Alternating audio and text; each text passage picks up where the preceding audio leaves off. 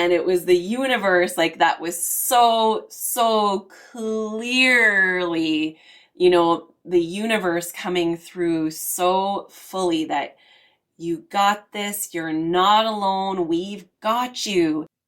Hi everyone. Today I'm going to share with you a mystical story, an inspiring and mystical story that happened to me around the time that my grandmother passed away.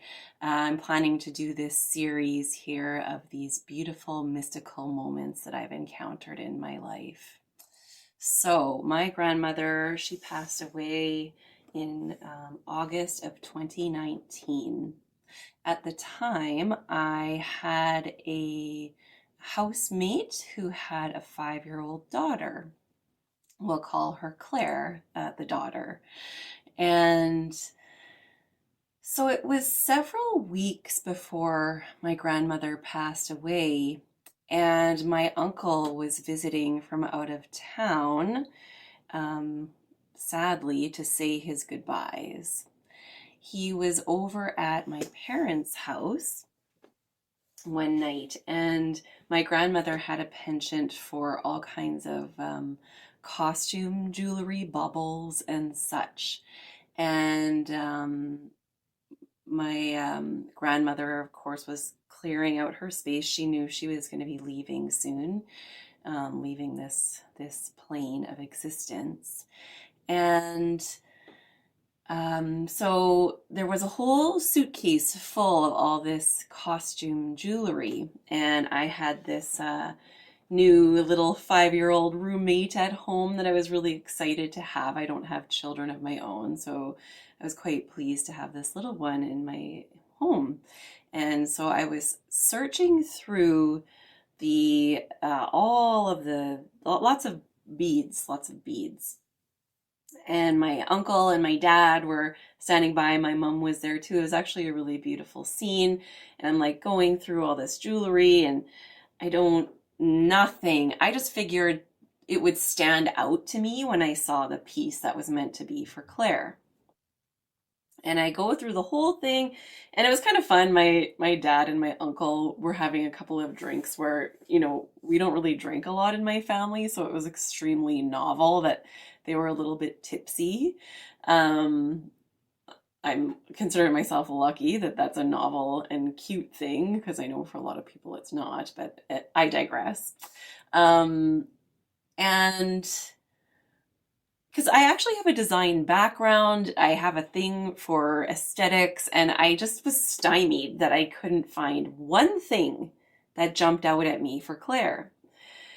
And so I think I was sifting through it for maybe half an hour, 20 minutes. And by the end, I'm like, well, nothing's standing out. And there's I look up and I see my dad and my uncle, and they're chomping at the bit, and they're basically exclaimed at the exact same, it's the red beads, Lenora. It's the red beads. My uncle and my dad, who are like, my dad is a stereotypical, masculine man, like he's 78 years old, so he was born in the 40s, and yeah, he's like a stereotypical, not in touch with his emotions type of man. My uncle is a little bit softer hearted. He's a musician, so at least he's a little bit artistic. But here they are, the red beads, Lenora. Of course, the red beads. It was the most ridiculous scene. I couldn't even believe it. It almost doesn't even seem like it happened, that these two old men were telling me so clearly what piece of costume jewelry I should get for my little 5-year-old roommate. So I was like, okay, obviously it's the red beads. So that was like so heartwarming and just so adorable in itself, that scene. It's a very special scene to have, as I don't, see my uncle very often at all, because he lives in a different part of the country. And, it was around the time that we were saying goodbye to the matriarch of the family, who got to live to be 95. So that was pretty incredible time to be saying goodbye to this woman who's been a part of our family for so like as basically as long as you can be. So this was prior to my grandmother passing away, like I said. And then it was several weeks later that she did end up passing away. And the morning after she passed away, it was my little roommate's first day of daycare. So again, this is weeks have passed now. I gave her the red beads. She loved them. She wore them a ton for a while, and then I didn't see them again for, well, you'll know what's coming here.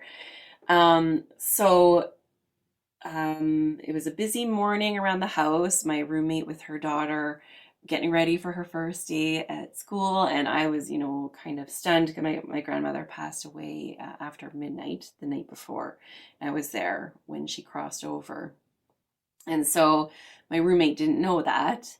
So it was really sweet of her and also synchronicitous, I think, for her to ask, because she didn't ask me this a lot. She knew my grandmother was sick, but she said to me, like my grown-up roommate, we'll call her Cindy, says to me, "How's your grandmother doing?" And I said, "She passed away last night." And she was like, "Oh," and gave me a big hug. But of course was busy with her daughter. So around this time, I had been practicing asking for signs and synchronicities from the universe to help me feel like I'm not so alone, that the universe has my back. And truthfully, I'm filming this now because I am feeling a little alone. So I thought I would start filming these videos of these inspired things that have happened, to help get some of that energy in my life a little bit right now. Because yeah, it's going through a bit of a rough patch right now. So anyhow, at this time, I was practicing asking for signs. And one of the signs that I was using was butterflies. That's a really common one for people to use. And so when I first walked down and I saw Claire, and she was all dressed up, ready for her first day, and I noticed she had butterfly hairpins, and I saw the butterfly hairpins, and I was like, "Oh, it's a sign from the universe." And this happens a lot when we ask for signs. I was like, in my head, I was like, "Oh no, that's ridiculous. It's a little girl wearing butterfly hairpins. I mean, it's not a sign, Lenora. It's just, that's all it is." And then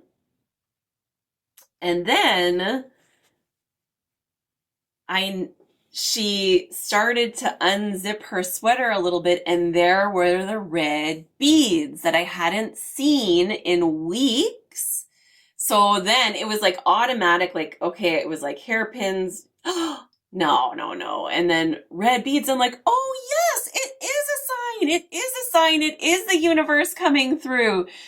And then she's like, "Want to see my dress that I'm for my first day?" And she unzips her little sweater and she opens her dress, and it's all butterflies. Her whole dress was butterflies. Like 1,000 butterflies may have just flown out of her jacket in that moment. And it was the universe, like, that was so clearly, the universe coming through so fully that you got this, you're not alone, we've got you.